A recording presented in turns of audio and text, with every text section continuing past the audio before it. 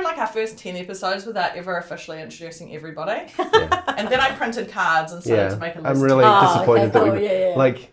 You're disappointed that we've started Yeah. That it's more. I hate the audience, and they focused, should be as confused as possible. You don't like it when I break the fourth wall and look directly into the camera and say, "Hi everyone. Today we're joined by Sam Ramlu and Just Euge." No, I don't like that. Yeah, Just Euge, yeah. Just Euge, yeah. That's good. I go by Just We Euge. say Just the Euge. Ah, Yeah. that could be We like... don't really, but Yeah. no, I've made it a thing. That sounds- could be like... Just It sounds Euge. very Just the sinister, that, Euge, doesn't it? Yeah. Just the Euge. What does it mean to have a human in the loop? Human in the loop. Human in the loop. What in the world is a human in the loop? Being a human in the loop. AI in the loop. Humans in charge. Welcome to Human in the Loop. For the purpose of getting through my introduction card, I'm going to finish it and then we'll go back to talking about game community, which is what Boring. I know, sorry. Sam Ramlu and Euge Eastlake, creative tech entrepreneurs and producers. Yeah. More than 20 years in the industry. That's a long time. M Theory, Method, Mighty Eyes, Mad Carnival, and any other business that starts with M. But you didn't call your game an M name, so... Yeah. We had to tradition. stop Hey, somewhere. but it's W, so it's kind of upside down in, right? Wanderer. Yeah, but Yeah. Mandara sounds like a very different game. Yeah. Doesn't have the same ring to it, Mandara, does it? yeah. Did you name your child an M name? No. No. Yeah.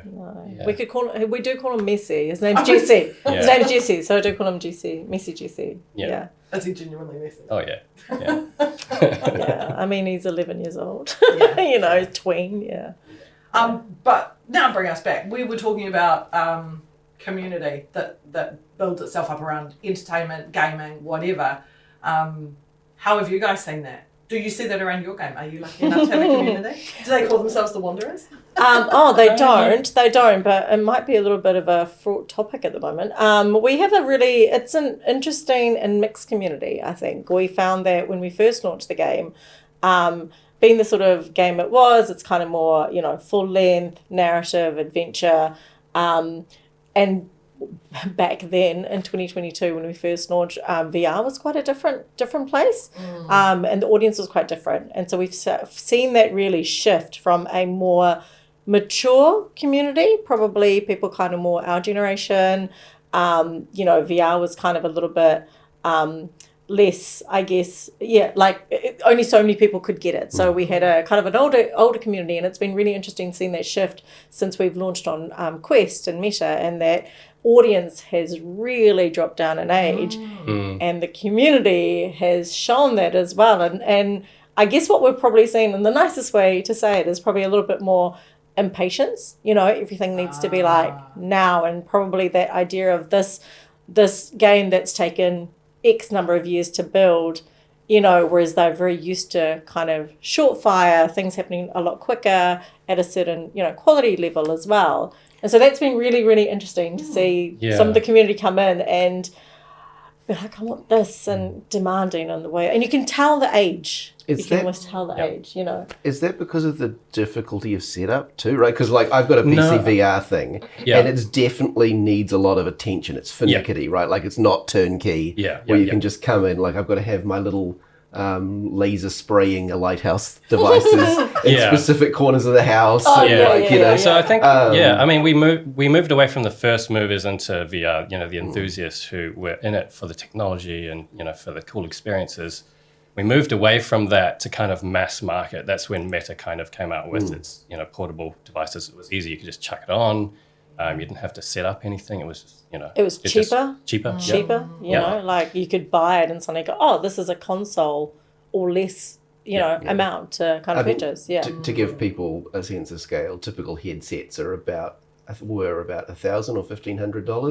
Was it like Oculus? The full rig, you had to get the right computer as well. That was without the PC. Yeah, that was right. it. It was just the display was like $1,500. Yeah. But you had to have a $4,000 PC to run it. Yeah. And this was right in the middle of the GPU shortage too. Yeah. So it was pretty difficult to get into. Whereas Quest was like $500, $450, US, I think, setup could just Yeah. work in a room, so Yeah. could do all of its motion tracking without any sort of special setup. Yeah. It was amazing. It was a great time.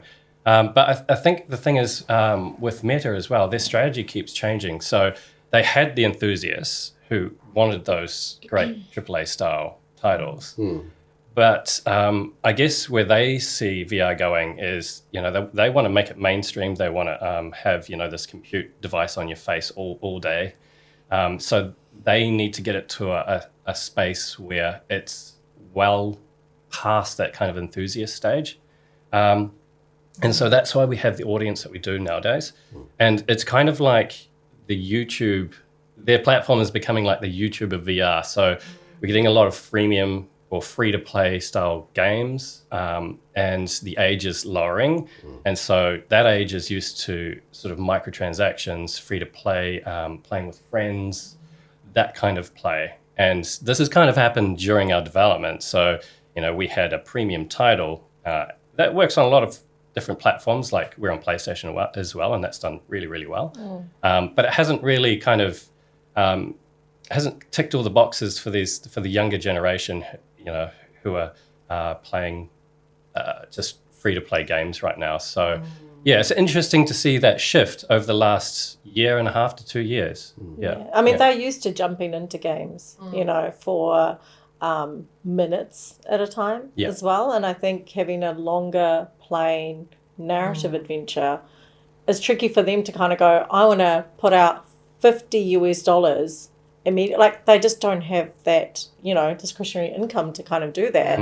And they might spend that much on a free-to-play through the monetization methods from there, but at one go, and so so we're finding that. And so for those that do, they also expect a certain type of game, but it's been really interesting seeing it play out in Discord and the community kind of, it has definitely shifted, and, compared to a few years ago, we look at that community and look, a lot of negativity as well, like I think the way some people talk online or on games, it starts to filter through and you're like, hey, this is not how you talk in real life, what would your mum say? And, and kind of seeing that play out. But I think also what happens is within any community, there's natural regulators within that. So there are other people in there who come in and kind of like, hey, this isn't okay. And I think one of the things that we've also learned is that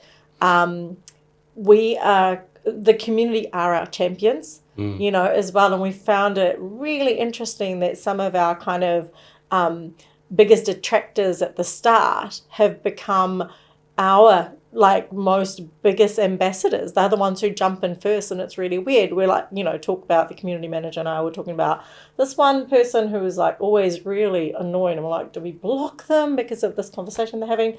And now that person's turned around and is doing our job for us in the community when someone comes in and kind of, shit talks. But sometimes it's really that feeling of belonging and to be significant enough to you guys, to have your voice heard and maybe feedback taken on board, and then you're just that's exactly what happened. Yeah, exactly. As soon as you kind of start listening to them and saying, you know what, I think you're kind of right, we should probably do that, then their attention is right up here, and then they're your biggest supporter. So. Yeah, and I've found that also because there's a whole lot of other Discords that our game gets featured on. So I follow some of the other Discords and see what's being, what the chat is basically, what the sentiment is.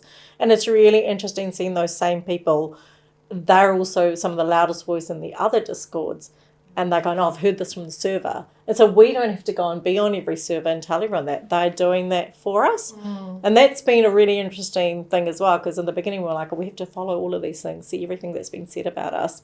Obviously you can't follow everything, especially after your game does become a hit and you're kind of in everything. We can't watch every single thing. So then you kind of just, see what these snippets of information are.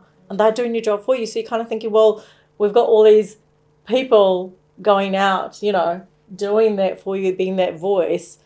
What do we want to make sure that they're going out with? So we have to just make sure our Discord is, living up to our vision, our kind of ethics, and making sure that that's what they're feeding back out.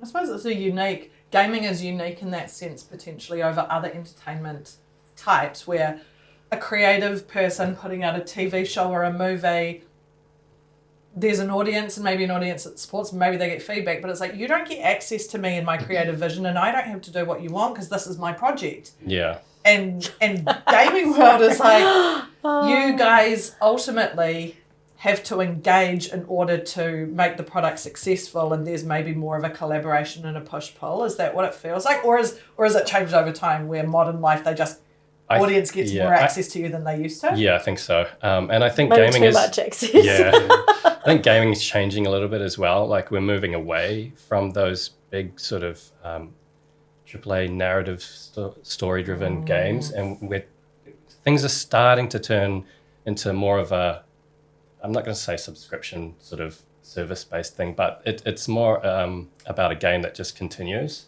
and so it's about evolving that and feeding back from the audience, and then evolving the game into something that they want to play. So I think in the future we're probably going to see more of that sort of stuff and less of the games where you pick it up for the story and the creative vision, you play it, you finish it, and then you put it down, you go and play something else. There's going to be less of that. Yeah, but I feel like there's more. I think what's happening is we've been in a space where people, and commercially, it makes sense more commercially to make a game that never ends, that you can keep building on, because that's how you make more money than a one-shot game. But I think what's happening is I think the tides are turning a little bit. I think people are like, and I've seen it, through a game I'm making, as well as people really like the idea that there's a 6 to 8 hour game that they can pick up and play over the weekend, and they've done it. It's like going and watching a movie and going, I've finished. Yeah. Because I think people are finding this, I'm not finishing anything. Yeah. And it's become really interesting how some of these games that are coming out that are 6 to 8 hour loops, and the indie games are having a massive resurgence at the moment. They're the ones that are like really, really popular, making tons of money. It's because people can go in, they can say they finish a game. Some of the games that I've seen, great reviews on recently have been 4 hour games. And they're just saying it was really nice to be able to just finish it. And where a lot of people would have said this is too short, just a couple of years ago, people are going, it was great to have done and dusted it over the weekend. Fit some of the new lifestyle. There might be I think that's the big thing, is they want to come home from work, do something, and know that they've got an end to it, rather than I mean, this is old man yells at cloud again. I'm definitely on the I prefer narrative games, right? Yeah, I don't like live service games, and I think there've been some pretty famous failures in live service, right? Like it's a very winner takes all sort of strategy. So yes, you can make more money, but it's not perfect. Yes, but look at us and the generation we're in. Yeah.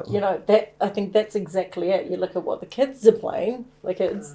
They is that because they prefer it, or just because that's what they're provided? I think that's what they're provided. I think it's like anything. If that's what you know, that's what you prefer over time, right? But if you take a children of millennials, probably some of the first affected by serious attention problems. Yeah. And, I'd rather watch an hour worth of shorts in a row than one video. Yeah. Because the dopamine of seeing quick resolution in time. And so you transfer that to gaming, and, we talked a little bit about Roblox, which we could get into a bit more. Like Roblox, I have problems with. I've tried to get my kids into games that have a narrative, or I'm even just like, invest in something where a person had to like learn illustration or storytelling, or like human beings got paid for the effort behind the scenes versus a giant multi-billion-dollar corporation like trading on the creativity of people who aren't really getting paid well. Yeah. And there have been some wins. Like one of my kids really likes Subnautica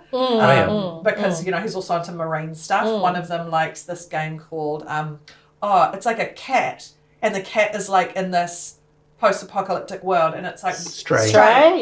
Which is just beautiful and slow and lovely. And then another one that's really popular in the house at the moment is Silksong. Yeah, Silksong is one of those indie darlings, right? Yeah. Like, and they had a decent amount of time, I believe, like 6-7 years. Oh my God, sorry. I didn't realise I just did that. Really quick. That team is also like famously like quite a hermit team, right? Like they were not aware of like how popular it was or how many people, like they were quite surprised. Well, the first one they made enough that they could just sit on that. And what luxury to spend 6-ish years on a game, you know, and actually, and I'm pretty sure it is, but being able to do that, how they wanted to do it, be as creative as they wanted. They didn't have to pull a massive team in. And I think we're finding that as well, like, you know, for us as well, we had a team of up to 30 at one point, and more people doesn't necessarily mean more work's getting done. We all know that, you know, and also that that the vision is clearly seen. So I think there's a lot of going back to the smaller teams, being more nimble, being able to go, this is what I want to create. And going back to your kind of comment earlier about, do we change based on what the community is doing? I think what's really interesting is like the community do get a sense of, this is what I want to happen. Yeah. This is what happened in the, you know, because we had Wanderer, we launched it as original Wanderer, and then we did a remake. So essentially the story's the same, you know, there's a lot of improvements being made, and we essentially did build the game again. But the community kind of going, oh, I thought this would happen. And they're so like stuck on this thing that they wanted to happen. And we know this from other people, like when you get, you know, when you watch Star Wars as an example, and the series doesn't quite do what you wanted it to do. It's like, yeah, but there's a vision holder who, this is their story. And I love that you're interested, engaged in it, but remember there's a creator there. This was never meant to happen because that wasn't in their plan. Yeah. But some of those plans start to shift because you're like, oh, actually, maybe there's some, you know, and like anything, you know, from marketing, target audience and who you're actually talking to has to play a part, right? Creativity has to move people, right? And sometimes the emotion that you get is by doing things that the audience don't necessarily want. And if we extrapolate that for a second, when you think about what AI might do to the entertainment industry, if I can have all of my preferences served up to me in a personalised TV channel, how am I ever going to be I think that's awful. Challenged or moved? We talk a little bit again being of an age where sometimes you turn on the TV and you would suffer through like Mr. Ed, the Black and White Addams Family, like MASH. What business did I have watching MASH? What words like are you even saying right now? No. I know, but then you're like, all of a sudden you build up this cultural pop knowledge that means that shows like The Simpsons are actually, they mean more to me. And you get all of these little pieces that you wouldn't have been exposed to. And then I look at my kids who are like, there's always been a children's TV channel 24/7 and now multiple options and everything's just catered for you. And it's like, I think that I'll push back. Humans. Like, I think generally audiences are accepting of a creative vision, right? Like, you'll get some fans who, like, especially when you get into series where there's ships and things, and there's like, I expected this character to end up with this character, and I'm really disappointed my, you know, fandom didn't pay off. Yeah. But generally, if there's a strong creative vision, people are sort of willing to accept that. It's where there's just corporate money-making vision, right? Like where you get the sense, like, you know, I think there's one of the pushbacks from a lot of this more recent Star Wars is, it doesn't feel like somebody had like a clear story vision here. Yeah. It felt like they went through like 5 or 6 audience test screenings and just sanded off any sharp edge, anything that was confusing, anything that was like, just go for the absolute most average option so that you get the maximum possible audience from it. The McDonald's of Star Wars. But I mean, that's also going back to traditional marketing where you're like, what's our general audience? And fitting everyone into a group of household shoppers, 25 to, you know, that kind of thing, and going, this is going to fit everyone. Yeah. Whereas I think true creative vision is going, I have a niche audience. Yeah. I'm okay having a niche audience. Yeah. And if they love it, there's ways for that to filter out. Yeah, you know, like, and I think, but I mean, I think the idea of also that we used to just turn on the TV and find something, you know, sometimes you'll be like, I don't know what I'm watching. Yeah. And I've just started watching this thing and it's like, oh, this is kind of interesting. I guess there's also that, it's similar to kind of that, if you're talking within your own closed loop, you're only ever going to hear what's happening in that. You know, like how do you get out of your comfort zone? We've been talking about this a bit actually with kids and schools and stuff, but you know, like there's so much to be gained in getting out of your comfort zone and trying something new and making new connections. And I think all of that idea of discovery is a little lost because we're now getting served up things that you like. Here's your list of preferred because you've liked this, which is awesome because there's so much content that we're like, oh, thank you for the list, because you know, if without that, I'll be trawling through Netflix forever. But but actually the idea of being able to just watch something because you're kind of like, I'm stuck. I'm in front of the TV. My God, this is, kids will never know that these days, think about right? the last time you actually suffered through a show or a movie or even a song that you didn't like.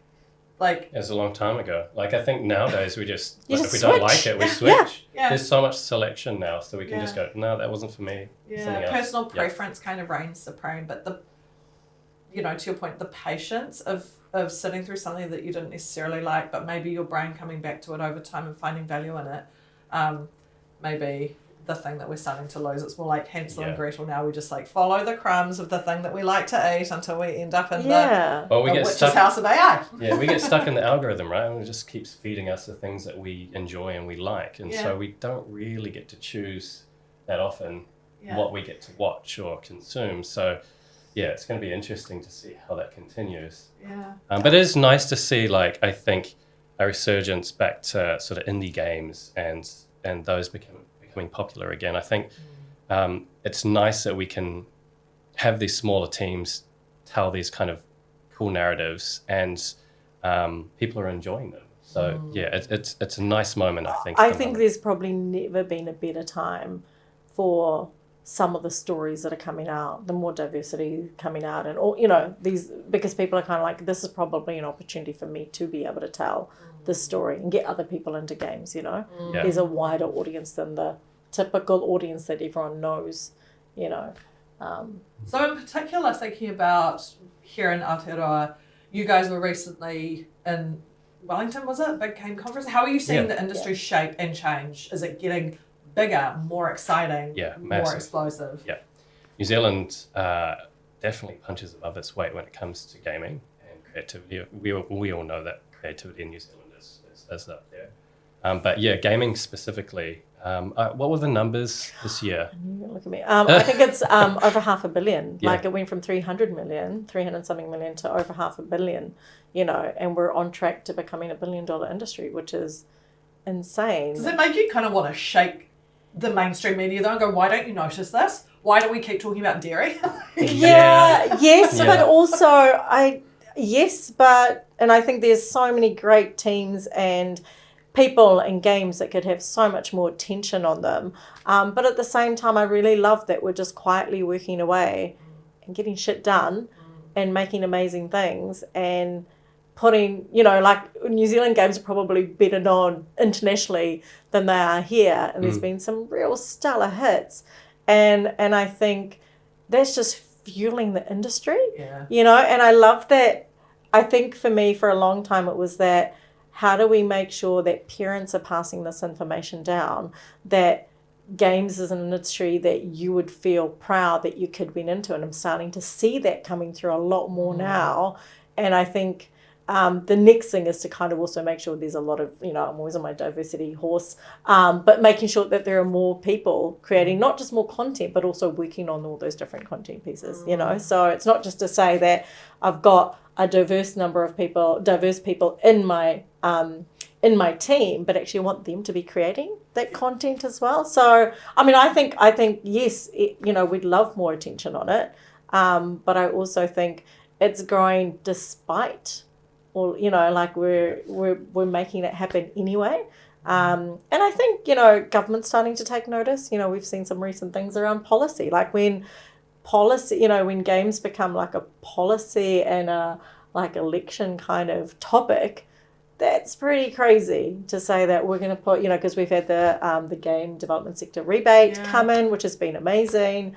And 2 years ago, that just wasn't a thing, and suddenly getting 20% back has had such an impact, and that's only going to grow. We've already seen that pay off, and so, that's going to grow even further, But I think what has happened and what was announced at the NZGDC was also that CODE, which is our Centre of Digital Excellence, which helps grow the indie studios around the country, that's also had commitment, for the next few years as well. And that's great to see, because for a while we're not sure if this is going to be a long-term thing. And that's amazing. And that's fueling indie developers. People who are smaller teams who can come in with a great idea, who can get a bit of startup funding, and they can see if the idea will pan out. And the ideas are panning out, It's so hard to take that kind of seed idea and get it to a level that you can get investment or something like that, and that's perfect. That code can come in and do that. So hopefully we get to see a lot more indie games come out of that. Look, honestly, in the next few years, you'll just hear more and more of those. Oh, here's another New Zealand studio that's doing this amazing game, you know. And hopefully it starts to just infiltrate across. Yeah. So talk to us a little bit about where generative AI is starting to cross over into your world, because two things came into my mind, and I think this is part of when I first thought, I need to talk to Sam on the podcast. You had made a LinkedIn post about wanting voice actors, diverse voice actors of different ages and races in New Zealand. And when things like 11 Labs are so accessible and you can create a voice out of nowhere, why bother paying somebody? And I know that the human answer, but making the choice to do it is important. The other thing, I had a conversation recently with somebody whose son is at university studying like concept art, game world illustration. And he was like, I just feel for my son now because that industry is going to disappear. When a director of a movie or a game can come up with that vision through Gen AI, but like you say, the industry is growing. So as game designers, developers, builders, how do you make choices to keep investing in human imagining of human stories? Or like, where do you make those choices? Are there people that aren't making those choices and they're just like AI-ifying for the cost saving? I mean, yes, 100%. And I think it's a real balance. Like to frame up the game that I'm developing, it's an authentic it's an authentic Aotearoa based game about diverse characters and diverse voices coming through, and the story is very much linked into Indian culture with a little bit of Māori culture connection in there.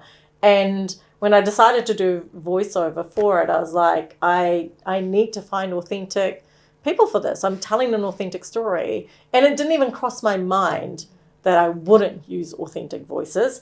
Then I started looking for authentic voices, and I tell you, it was the hardest thing to do. I will kid you not that I went, maybe, but I wanted to stick to my guns. And you know what was so interesting, and I will just say like some of the things that happened is when I put the auditions out there, I literally got a text, Euge was with me when I got the text of someone going, oh, hey, I want to apply for some of these voices. And I was like, okay. Gosh. How many of them? This person was very, I can't remember their name and I'm not going to say it anyway, but literally said that they can do Indian accents.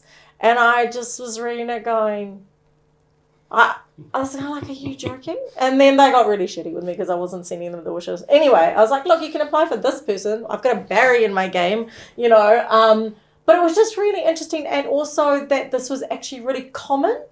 This is really common in voice acting. It's not, and I've talked to other people who've gone, oh yeah, we can put on accents and we can do this, or I can play another character. I'm like, because they've been so used to not being seen that it doesn't matter so much I was like, that's a real shame that feels like a common thing. And I think what was really great is the person I've got on board as my main character sent it out amongst her Facebook group and all of that. And she was like, these opportunities just never come up. They never come up. So this is really exciting. I am being very niche, and I was looking for Fijian Indian actors, but it was really, which is really kind of sad as well, that even the voices that they could do were being taken away because people are like, I can do an accent and do this voice, Even going to voice agencies, I was getting people going, oh, what about this person? And I'm like, yeah, but they're not, I've got the Cliff Curtis of voices right here. Yeah. Even going, oh, there's an Indian person for a Māori character. And I was like, but they're not Māori. And I was just like, this is so normal. They didn't think anything of it. This is so normal in there. So going back to your comments, I mean, I think there's a real balance in the sort of game you're making. I'm personally, in this particular game, it needs to scream Kiwi and the cultures that I'm trying to, so I've got a great Kiwi artist on it. But in saying that, for me, sometimes I'm like, I've got this idea in my head of what I want the scene to look like. I can't draw to save myself. I am like the pick and save stick character person. So then it's like, oh, how do I get this idea out? And I do draw sometimes, and I show them, and they laugh, and carry on. But what AI has helped me is to try and get this, and they still do the concept, but it's me just going, what's my scene look like? Instead of me just describing words, can I just visualize it? Because some people can't take those words and then create the scene from it. But I mean, we did quite a lot of, So like on the Wanderer side, I'll talk a little bit about like, how it impacted us. So I think it also comes from the fans as well. Like they expect authenticity. They don't want to have, AI slop. So we use it very marginally in our game. We used it to upsample a lot of textures. So that's something that we could use that wasn't, taking away jobs or anything like that. So our artists took the old textures that were really small, and then we upscaled them to 4K to make more them nice blades of grass. Exactly. I want to see the seeds. More detail in that. More people at the concert, and So that's one way that we used it, and we actually used it we used 11 Labs as a placeholder for some of our dialogue to see how it might flow. Because in the past we've had to, like, people in the studio have had to do voices and stuff, and it just got a little bit hard for everyone to kind of stop doing what they did to do a voice for us so that we could get a flow. So that was quite a good tool for us to kind of see if something was going to work. Now, it's not always perfect, and I think this is another reason why we prefer to use voice actors rather than 11 Labs, is because you go into studio and you'll have lines, right? And they'll deliver those lines and they might not be right. And so we'll do some adjustments, and you can do that with 11 Labs. But now and then they'll just surprise you with something completely out of the blue, and you'll be like, oh shit, that's amazing. Okay, flag what we had. We're going with that. Because when you're writing the lines, you have a way, like when I'm writing, I can hear the lines in my head. I'm like, oh, this is the tone I want for it, So I want that tone to kind of come through. But also when you go into studio and you're directing the voices, if they say it in a slightly different tone, you're like, oh, that didn't match my tone. But actually that works, or they put the character in there, the personality in there, with my key character, just some of the extra bits that she's putting in there. I'm like, you just don't get this flavor. I've used 11 Labs as well, but for me it was just going, does my dialogue flow well? Does it make sense the way I've written it? If I put it into 11 Labs and I just want to hear it out, now for me to go into studio, or I sit there talking to myself a lot, just like playing the dialogue out, which is, probably quite idiotic, but this gives me a way to hear that. And you can actually, the next phase of 11 Labs is even more amazing, where they've got tone coming through. You can put in, nervous and all of that, and it starts to play the tone. So it's not just flat. So you can literally hear this conversation playing out and go, this sounds really good. This could work. Oh, that word. Oh, I just realized there was a repeat of a word that I hadn't realized when I wrote it, but I'm hearing that come through. To do all of that work before you go into studio, it does avoid pickups, and it means also that you've got a less tired actor who you've got saying the same lines 20 times because you're like, it's not sounding right, you know?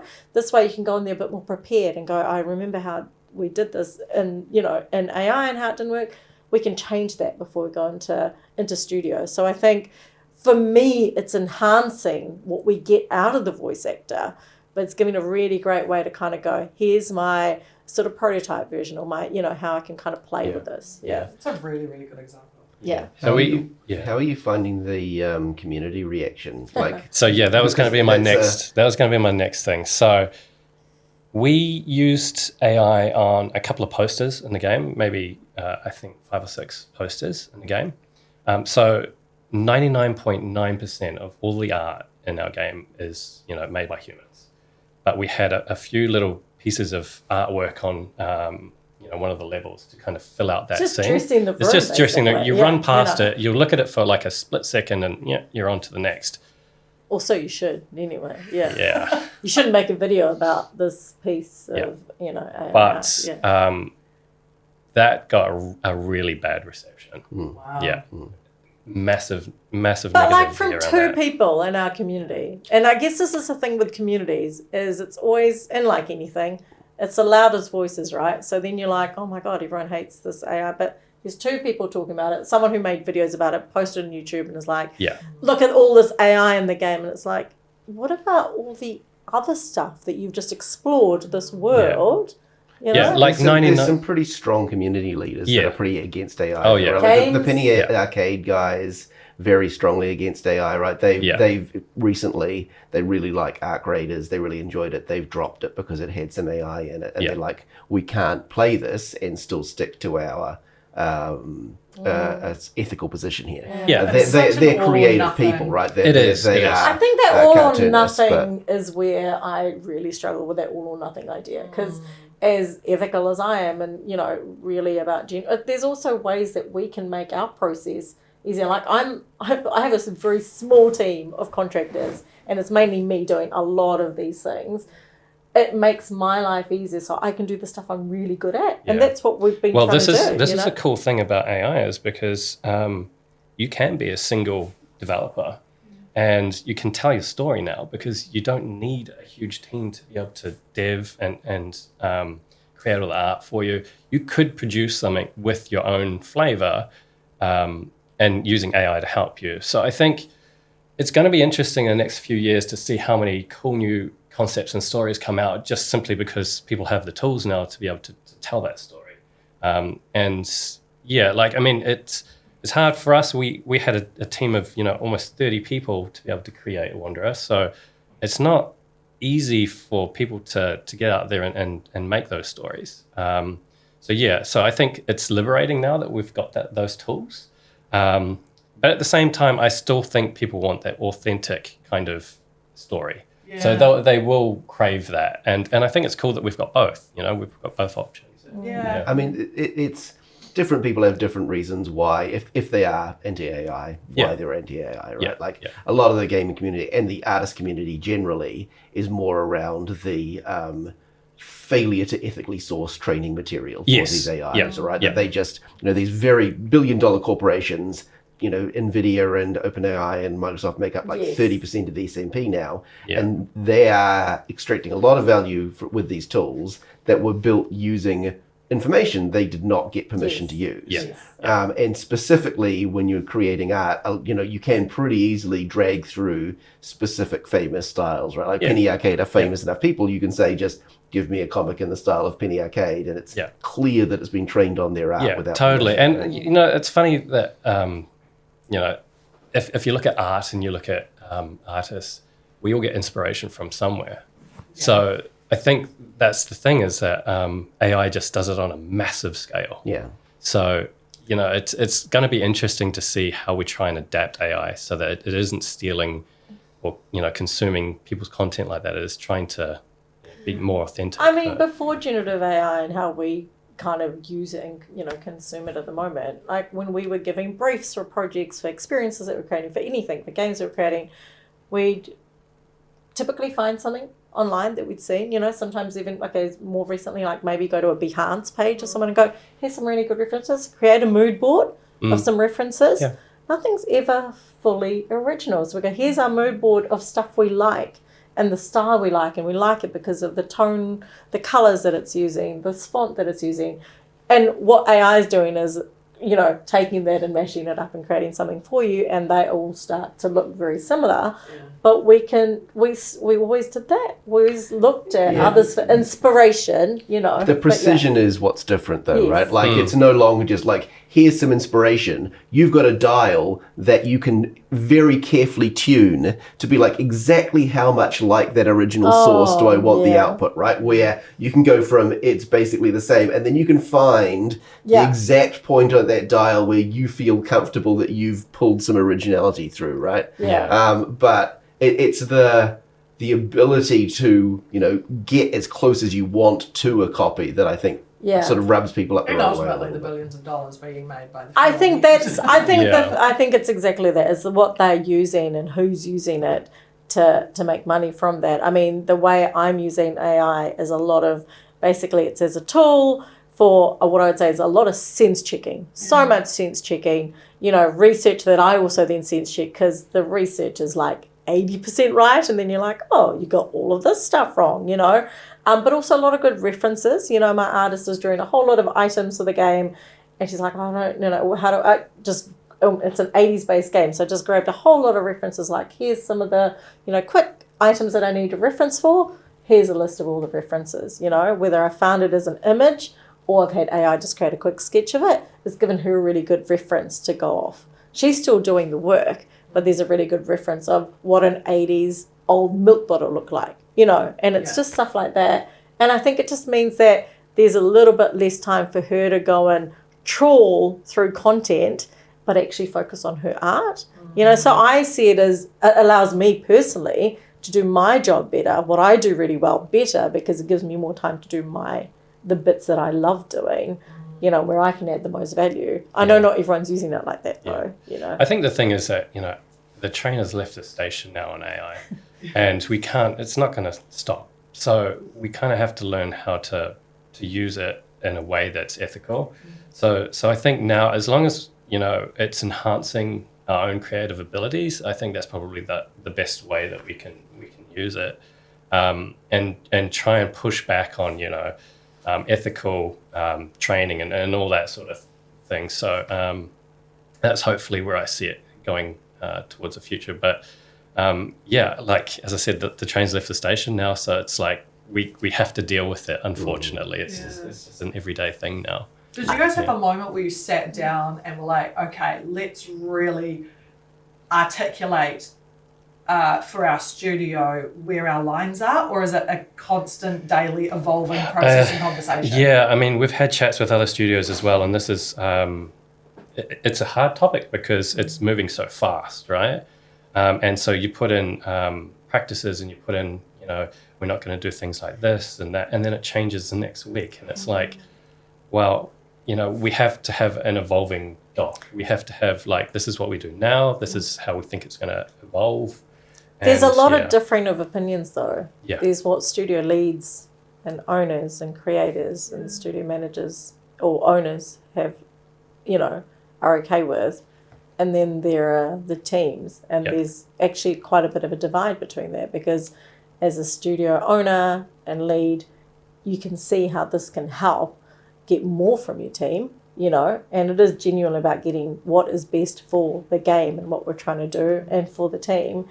And I mean, the games community can be quite harsh, they can get on their high horses about certain things. And I think there is a little bit of that without really understanding it. And I think that's what frustrates me the most, is that all or nothing attitude is like, well, actually, maybe if you understood it and used it, or understood why it's useful and looked at it from a different point of view. And I think that's the thing, is they get on, on the bandwagon of something without really, because it's a stand to make, but is that the stand that you want to make? And actually, have you looked at all the benefits? And I think if you can kind of see the benefits and negatives, the positives and negatives of it, and kind of go, how can I balance working with it rather than going, I don't want anything to do with it.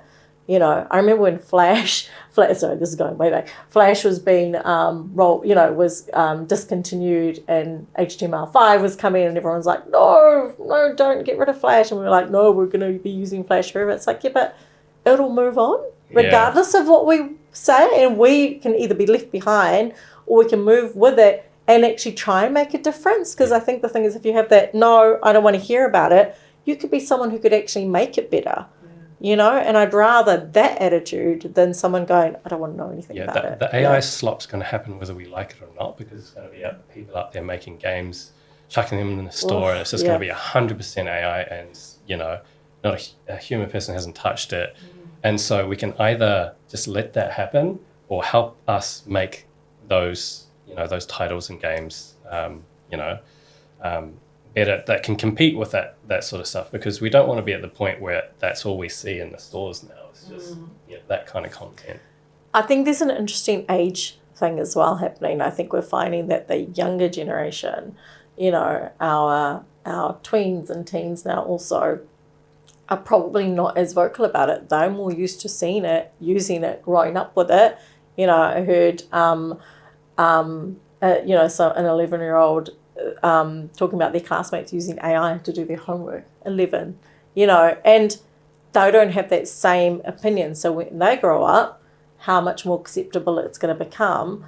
We're the ones who have to make sure that what we want, it's the way, like, we're seeing the sort of things we want instead of seeing more AI slop. Because, I even think it's similar to a fashion trend in a way, because humans love novelty and a pace of change. And 1 year it'll be like crisp, clean girl aesthetic is in, and then you wait 6 months and it's back to like, no, it's more fashionable to look like you rolled out of a dumpster.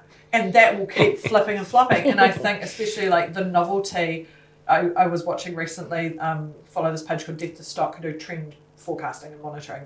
And the roughly created kind of scribble aesthetic has come back. So adverts and branding with very hand-drawn, childlike illustration and things.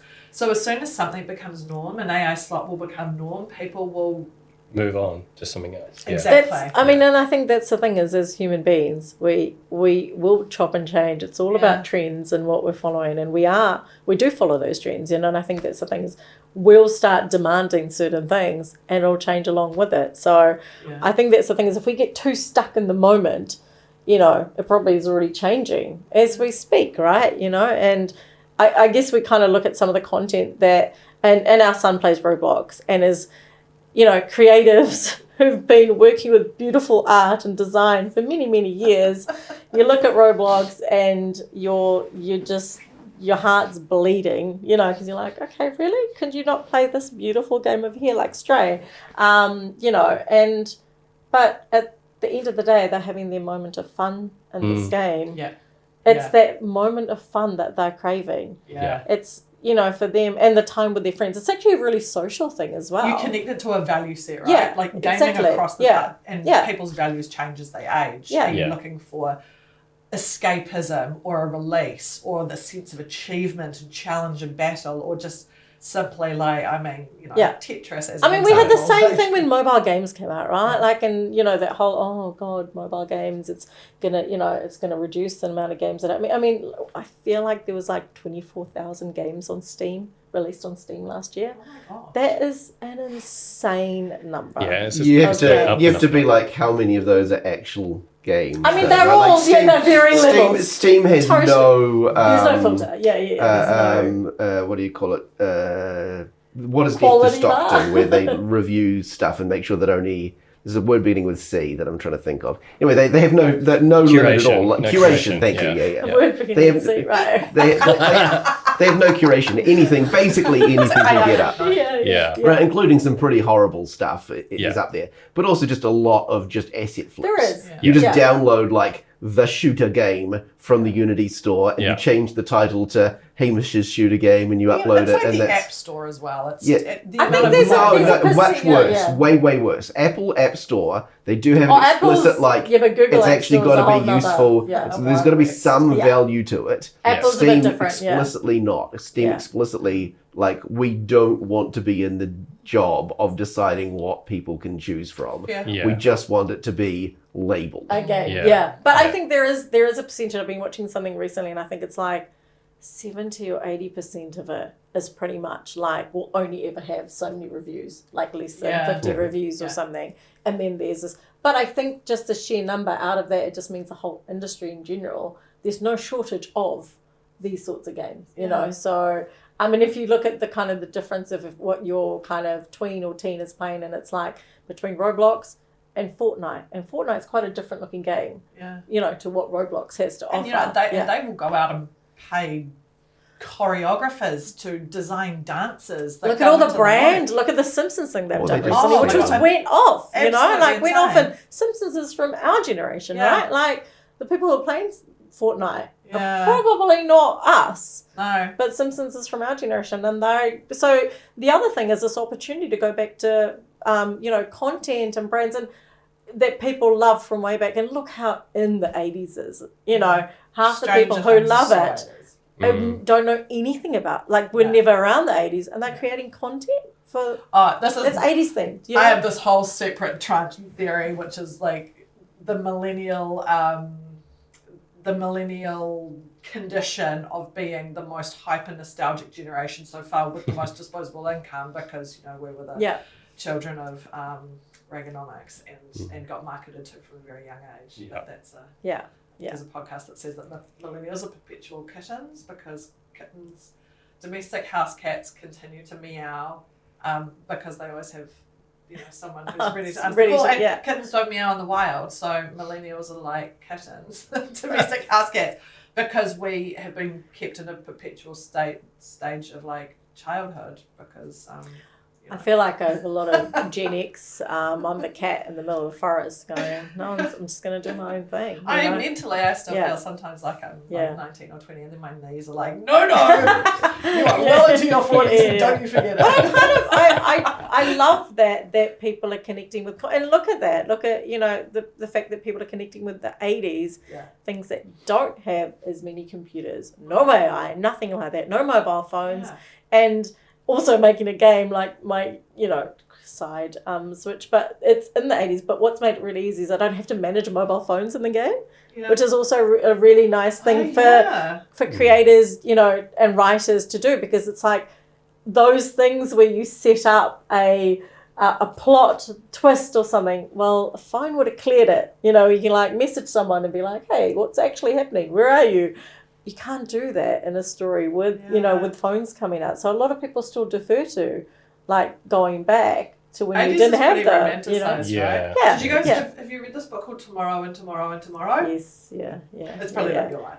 Well, yes and no, because I feel like this is what someone who maybe isn't in an indie studio has written, what they might think a game studio might be like, because there's definitely a romanticized version, and it's a very extreme, and there are other things and themes happening in that story for sure.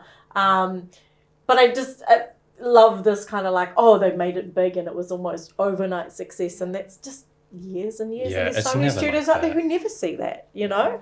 It's never such a thing as overnight success, really, is there? But I think there are some times, but very rare. It's the tail case, right? And they don't often end up good for the studio, right? Like, there's a role-playing game that I've forgotten the name of. But even Subnautica you mentioned before, right? Like, there probably was an overnight success, but that's led to just like this completely fractured game company that's being, suits both ways. And like this.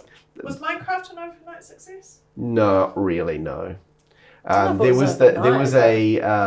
was free for a long time. And it was just like this Java thing that you could download and play with. And so it was in open beta for a very long time. Oh, that's right. Yeah. I think people think things are overnight successes, but actually forget about all the years of getting up to that bit. Yeah. There is a point in which it becomes super successful, of course, but there's that massive lead up. But also that experience, and I mean, there's definitely things we've seen on Roblox that have become overnight successes. Yeah, or they don't see. Sure, Or they don't see the other 10 games that they made that weren't successes, and then they finally make it overnight success. You know what I mean? Or you invest in a story or a lore or a comic or whatever, and you build up the fan base before a game is released. Exactly. And a lot of that, can take a lot of time and development. Do you think esports is ever going to have its day in the sun here? In New Zealand? I mean, we've got it. There is a there's a group doing it. I don't know a ton about it, but I think it is growing and growing. We're not in that space, so it's really hard. But God, when you see it at conferences, we were at PAX, but also what's Armageddon? Armageddon. And they were playing out on. They took Armageddon was packed. For years, it was like that was the Dance Dance Revolution or the Just Dance space, and now it's like rows of people playing. There's so much content there, But I think the thing is, it's happening. It's again niche, like it's in its own niche space and going off. And I think there. I don't know much. We do about see, this like even our game, we do find that a lot of people prefer to watch than play. So there is a big audience for people watching other gamers and their reactions and if you could go back like 10 to 15 years and tell yourself that one of the biggest kind of like YouTube fan bases would be people watching other people play games. But like, don't be sure who's ever going to watch that. I know, right? Yeah. I mean, that was a joke when Nintendo was, like when it was the first Famicom. Yeah. It was like, what do you want to be when you grow up? I want to have a job playing video games. Oh. That was like, no one ever is going to make any money just playing video games. Although to be fair, with how much profit Twitch doesn't make, like it's already I mean, it's a struggle. It's a pretty saturated industry. And this whole concept of like, it's funny how the culture gets defined by these unwritten rules, and game culture has, like the chat and the horror stuff and make me do this and that. My kids will watch their favourite YouTubers play a game and they feel so much part of the community. That's, I don't even know if it's like a new thing or if it's replacing something that's been lost. Maybe in retrospect you'll look back and go, yeah, there was something lacking that people found in the online community. And I think that's the thing is we can kind of, we can kind of look at this stuff and kind of go, how is this even a thing, or how is it happening? Obviously, there's something in there, as you say, that they're linking to or connecting with. Our son came in the other day and he was watching something. I'm like, what is this? What is this trash? Because it sounded like another YouTuber. And he's like, oh, they're looking for the creator of Brain Rot, which is a popular game on Roblox at the moment. I'm like, they're looking for the creator. So they're talking to people around the street looking for the creator. I mean, and we were like, oh, I'm sure we know where this will end up. They find the creator and they didn't even find the creator. And I think these guys were like probably knew them, but he watched like an hour of this, them just walking around. And I was like, this is the most boring thing. Again, old man clouds bad. Creating content specifically as second screen content. This is content that's specifically not designed to be paid attention to, but just sort of be a distracting noise over here while you're doing something. Don't even get me started that on was the what second was screen. the second screen of ours. Yeah. Our son's crazy though. I feel like we, Do you guys ever get to pull the like the parental trump card to go like, well, actually we're game developers and we know. We do it a lot. And actually I think what's really good, and I think what's great about the fact that we are in this industry is that we've jumped in and played his games. The games that he's playing. And I think that's one thing that I think any parent, putting my parent hat on, is go in and play. Because I think a lot of, I get parents kind of going, oh, I have no idea what this game is. What is this? People are, my kid's crying, because Brain Rot had a lot of crying kids for a long time until they all realised how to game the system, But it's actually jump in and have a play.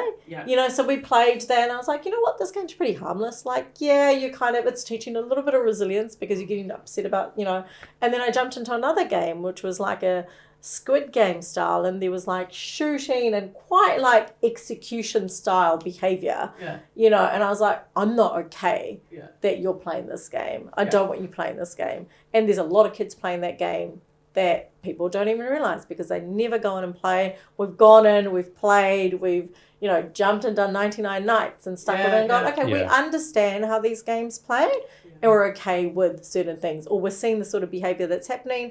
Don't engage with, we kind of say things like don't engage and chat with anyone, like no voice and no voice chat at all. And so I think the thing is, because we understand, we also know the limitations. It's kind of like Steve Jobs saying, to his kids, like, they never use an iPad or an iPhone, right?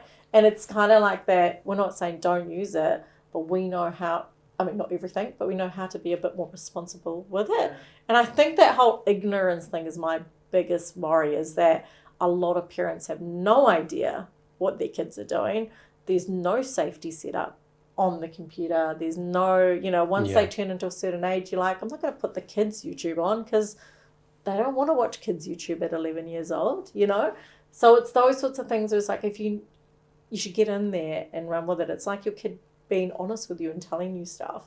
You'd rather that than them not talk about it, And I think that's an interesting place, is where who knows what they're looking at and getting up to, because it's and we've seen some of the issues and dangers with Roblox recently, but And so to one up on that, I've jumped in there and started developing on the platform to see. You just got next level. Yeah. Oh, how cool! So It is interesting because, like I said before, like they have these game loops and it's all about retention, right? And so, you have these tiny little game loops of, 5 to 15 seconds, and you've got your 3 to 5 minute or 10-minute loops, and then it goes to half an hour and an hour loop, and then your daily, your weekly, and your monthly. And you look at like general games, you just don't have that kind of a loop. You have a really cool core fun loop, and you might have a secondary loop. Some games may have 3 loops, but you just do not have that same sort of dopamine hit every single moment. So it's been really interesting to see other games and how they're doing it. And I've definitely said to Jesse, our son, there are certain games that you just should not be playing, because I've seen like gambling techniques come through these. Yeah. So it's like roll the dice and pull the lever and see what happens. And it's like, wow, this is really, really bad. Yeah, some early normalizing and grooming of this behaviours. Yeah. But I like that you say you go into dev mode. I saw my 14-year-old the other day has gone into dev mode, and he's turning this character around, and he's trying to build kind of what looks like very basic kind of 3D print. And it's like, when I was 14, not that I was big into games per se, but there's a level of interest and discovery of how things work, and outside of the gaming, to dismiss gaming as, like you said to one of your first points, to dismiss it as something silly that's never going to be a worthwhile career, or that it has to be a very all or nothing, like I don't want my kids gaming. I mean, sometimes when my kids finish playing, they will then look up characters and they like creating fan art. And that's really cool and creative as well. And then they self-police with words like, go touch grass. Yeah. Oh my gosh. You have to be a bit, like for me, because I don't have kids, so this is all academic for me, right? Does Abby not play games? She... have you ever been tempted to Abby barely moves. I was going to say, Abby. Is she alive? I mean, like the game behavior is one element of risk in Roblox, but for me the social element is the bigger risk, right? Like, and it doesn't just stop at playing the game, because there was an article like a year ago where like 12-year-olds had self-organized a 10-year-old sweatshop, and they were like finding younger kids and like making them develop games. This is like calling them up on voice chat and like yelling them out and like being really abusive because they hadn't completed the task that they signed up to. Yeah, this is happening. And so that Roblox is horrible for allowing that, but also, where are the parents in this situation? How do you not know what your kids are playing? The thing. I think that's the most important part, is that, like, as a parent, just understand what they're doing on these platforms. I think just in general, that's a really good rule. Interesting. I was looking for doing some Christmas shopping the other day, and I saw some gaming headphones, and I was like, oh, this could be a cool present. And I was like, no, actually, as much as it's really annoying hearing all the other kids playing through, because they come through on his phone, like he joins a group chat, and they just, all we hear, other kids coming through, and it's like, actually, we're hearing them, and we know what's going on. We can hear our son, gaming headphone on, we wouldn't be able to hear all of that. So I'd rather be aware and put up with that annoying noise. It's like being the house that the kids come to sort of thing. Yeah. I'd rather do that than not know. And it's not to have a hold on it or anything. It's just to go, what can we hear? Like, the other day. Yeah, the other day. So Jesse's cousin said something really inappropriate, and I heard it. He didn't know I was listening. And I was like, wait, what did you just say? And his face, because he was on video on the thing, he goes, oh. It was a great moment, actually, of just him going, oh, okay, probably. I know my boundaries. And it's a good awareness for them. Yeah. The lesson of, you have to always, I talk to my kids about this a lot, only the 14-year-old has a phone, but they have been raised in the world where everything that you post or screenshot or something, like, it don't ever believe that just sits between you and the person on the other end. And to your point, my son will open up a Discord chat with his couple of friends, and they'll chat while they play. The same thing with the headphones. And I'll sometimes just go and sit and listen to his room, and he'll put himself on mute, but I'll still get to listen. And I'll be like, oh, who's that kid that said that? Oh, that's quite interesting. Yeah. And at a certain point, it's like, you guys have to self-organise to get off.